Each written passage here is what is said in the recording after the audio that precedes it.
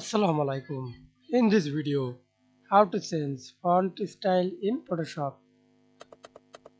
So this text font you can select first of all, double click for select all text,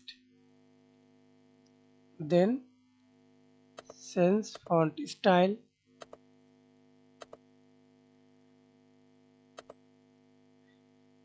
See this many font style. Choose your font style, then click OK. And secondly, change selected font style.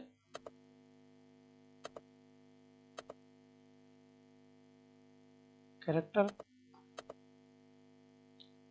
underline. Okay. Thanks for watching video. Please subscribe to my channel, like, comment, share.